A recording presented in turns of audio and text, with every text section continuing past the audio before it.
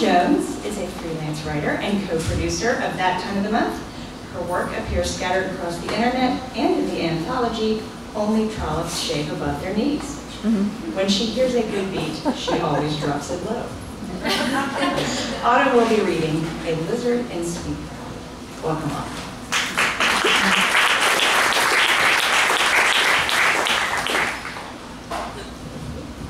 Hello.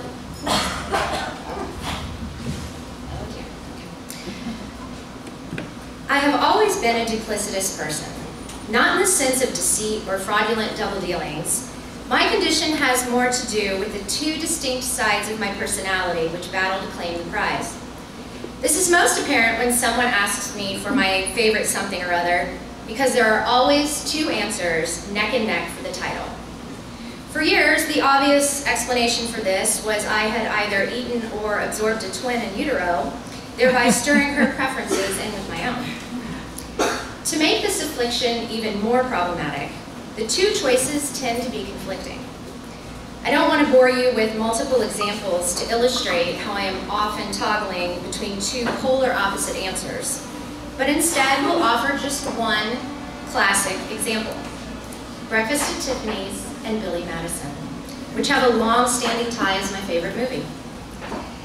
As if it isn't bad enough to have my ghost twin haunt my faves, I frequently find myself deciding which side of myself I will reveal with my answer. I often imagine that infamous dinner party game when each guest takes her turn answering which author, living or dead, she would like to have dinner with. And I have to imagine these things because I'm never invited to dinner parties. I especially like this scenario because I have a golden ticket. You see, I earned some mean street cred in the Dinner with Authors department, having dined with not one but two of my feminist writer idols. Well, that is if you consider snacking on crackers and hummus at readings given by Bell Hooks and Rebecca Walker, Dinner with Authors, which I do, so my answer totally wins.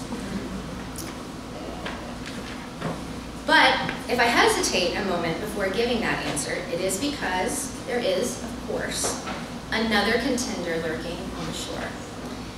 Staying true to brand, this answer is waving from across the river of pro-woman thought and theory, its paradoxical neon sign flashing the name Francine Pascal. Having both screenwriting and fiction credits to her name, Miss Pascal is best known as the creator of the Sweet Valley book empire. After finishing my first mini-tome, I was captivated by how identical twin sisters, Jessica and Elizabeth, reflected the dueling personalities I wandered between. As I devoured volume after volume of Sweet Valley twins, I found pieces of myself in both the Wakefield girls. Following the example of the cool and popular Jessica, I formed my own unicorn club, based on the one in the series. And connecting with the academically minded Elizabeth, who founded her school's newspaper, I was inspired to write my first book. At the age of 12, I put purple ballpoint pen to wide-lined notebook paper and cranked out 6 prodigious chapters of fan fiction. I loved the Sweet Valley twins, but I felt there was one thing missing: crime solving.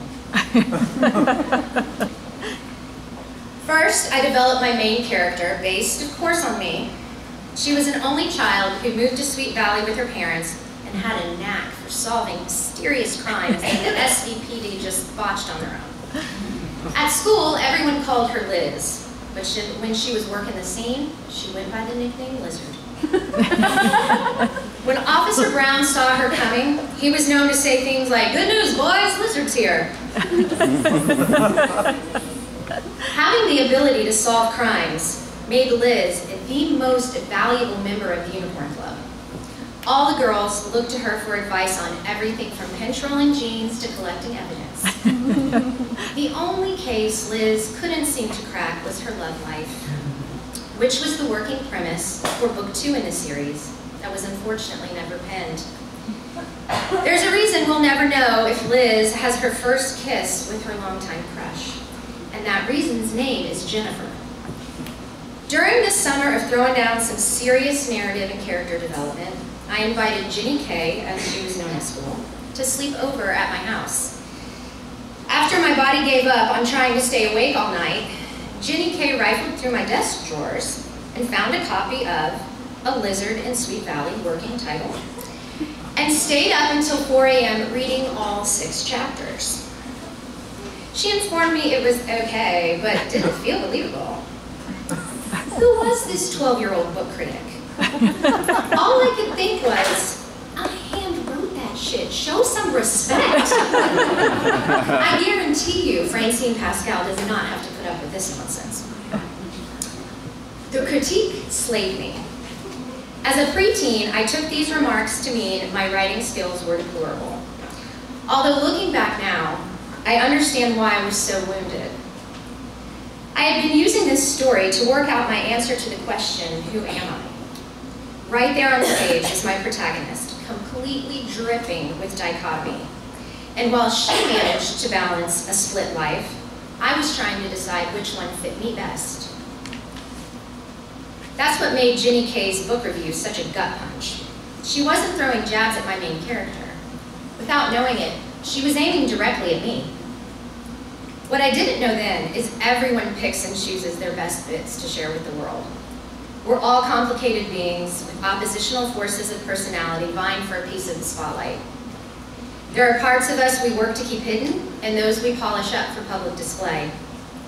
It makes me realize if we're all entertaining multifaceted inner selves, maybe being duplicitous isn't such a calamity after all. Instead of toiling over the question, who am I can take all the conflicting pieces of myself and ask, who do I want to become? Thank you.